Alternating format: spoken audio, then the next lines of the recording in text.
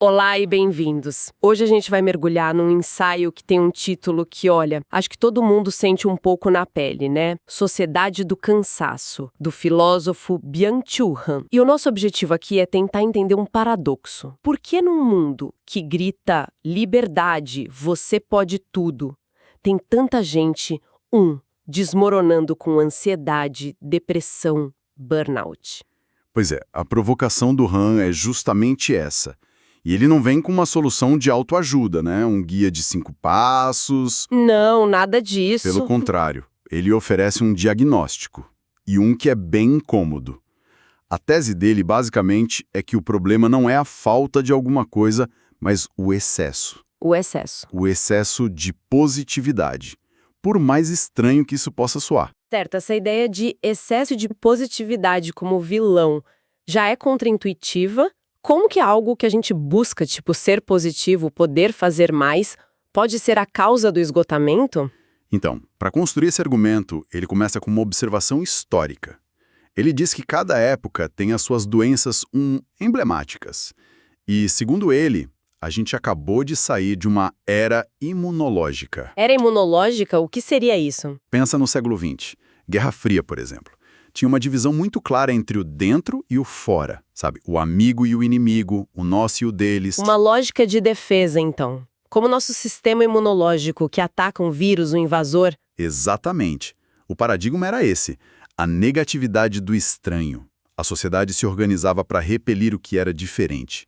O muro, a fronteira, tudo símbolo disso. Faz sentido. Só que o Han argumenta que esse modelo, no século XXI, ele entrou em colapso. E o que veio no lugar?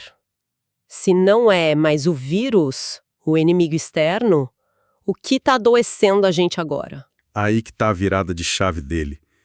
As doenças do nosso tempo não são mais infecções. Ele chama de doenças neuronais.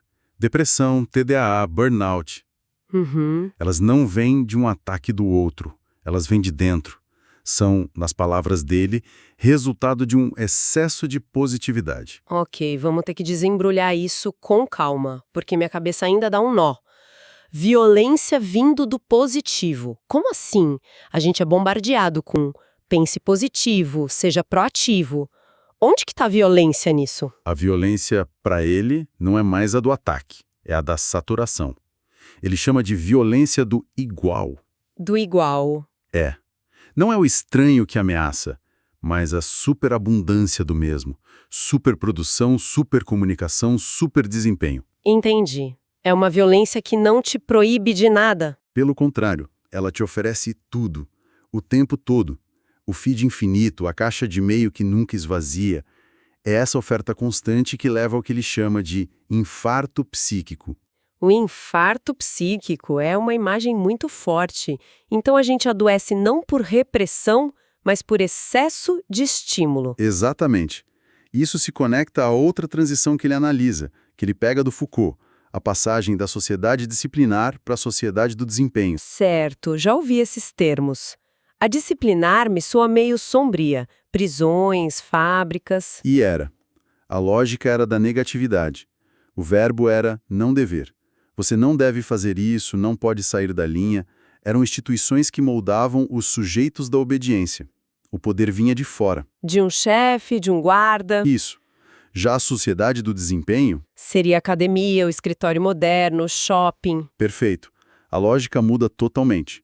O verbo não é mais não dever, é poder. Você pode ser melhor, você pode tudo.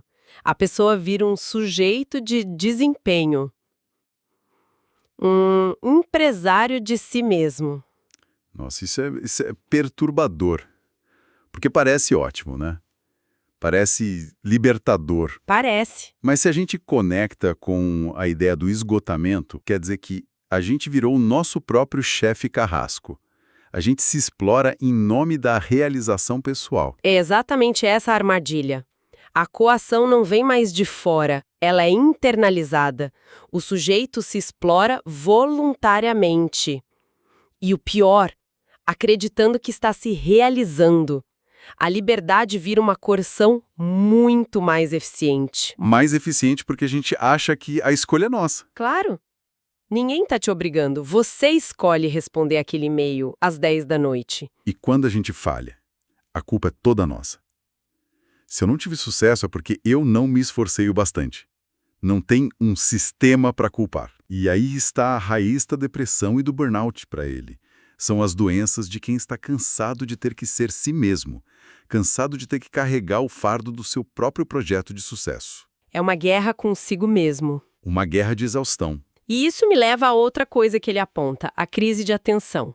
Ele critica muito a multitarefa, o multitasking. Mas espera aí, hoje em dia ser multitarefa é visto como uma qualidade, quase uma exigência. Pela lógica dele, a gente está regredindo. Sim, é uma regressão. Ele compara a atenção do multitarefa com a de um animal selvagem na savana. Como assim? Esse animal precisa estar atento a tudo ao mesmo tempo, para sobreviver, certo? O predador, a presa, é uma atenção ampla, mas muito rasa. Ele não pode se focar em uma única coisa. E a gente, com o celular, as abas abertas, as notificações, estamos imitando esse animal, pulando de estímulo em estímulo sem nunca mergulhar em nada. Exato. E aí ele levanta uma questão fundamental. O que a gente perde com isso? E a resposta dele é: nós perdemos a capacidade para o tédio profundo. Tédio profundo, isso soa como algo que a gente quer evitar a todo custo. Mas não é o tédio da fila do banco que a gente preenche logo com o celular. Certo. O tédio profundo de que ele fala é um estado de um relaxamento da atenção, uma calma contemplativa. É quando a mente para de correr e simplesmente vagueia. E é aí que a criatividade acontece. Para ele, sim. É nesse estado que as grandes ideias surgem, que a reflexão de verdade acontece. É o oposto de pegar o celular no segundo em que a gente para no sinal vermelho. A gente tem um pavor do vazio, né? De não parar fazendo nada. E ao fugir desse tédio, a gente foge da possibilidade de criar algo novo. E o mais interessante é que ele cita Nietzsche, que já no século XIX... Século XIX. Já se queixava da cultura da pressa, da falta de um elemento contemplativo. Ele dizia que a civilização caminhava para uma nova barbárie por causa da hiperatividade. A vida ativa, a vita activa, engolindo a vida contemplativa. E a soma de tudo isso é o que ele chama de sociedade do cansaço. Isso. Mas ele qualifica esse cansaço. Não é aquele cansaço bom, sabe? Depois de um trabalho em equipe, de construir algo junto. Esse é um cansaço que conecta. E o cansaço que ele descreve? É o oposto. É o cansaço solitário. Um cansaço que isola. Exato. É o esgotamento do eu na sua luta infinita consigo mesmo. Um cansaço que nos deixa incapazes de olhar para o lado porque estamos ocupados demais gerenciando o nosso próprio sucesso. Nossa, isso é pesado. Bate muito com a sensação de que, mesmo hiperconectados, muita gente se sente incrivelmente sozinha no seu esgotamento. Sem dúvida, mas, e isso é importante, o livro não termina num beco sem saída, ele aponta uma possibilidade, uma outra forma de cansaço. Outra forma. Ele chama de cansaço fundamental. E qual a diferença para o cansaço do esgotamento? O cansaço do esgotamento é do eu, né? O fundamental é o que desarma esse eu focado em desempenho. É aquele cansaço que te permite baixar a guarda, que te faz parar de agir o tempo todo. E nessa pausa, algo novo pode acontecer. Sim. É um cansaço que permite a gente olhar para o outro não como um concorrente, mas só como uma outra presença. Ele fala de um cansaço do nós que se opõe ao cansaço solitário do eu. Um cansaço que devolve a capacidade de se maravilhar com as coisas, em vez de só otimizar. Perfeito. É um cansaço que diz, chega por hoje, e abre espaço para o inesperado. A de felicidade se mostrou muito mais controlador do que a disciplina antiga das proibições. O imperativo de ser feliz e produtivo gera um esgotamento que a sociedade disciplinar nunca conseguiu. No fim, o livro nos força a questionar o que é ser livre hoje. E ele usa uma figura literária ótima para isso.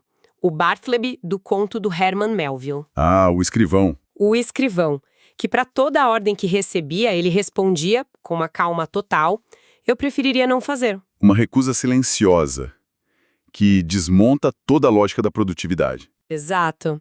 E aí fica a reflexão. Talvez a forma mais radical de liberdade hoje não seja o poder de fazer tudo, de dizer sim o tempo todo. Talvez seja justamente o poder de escolher não fazer.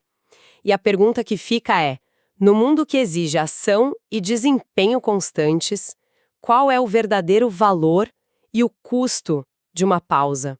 de uma recusa silenciosa, de um simples eu preferiria não.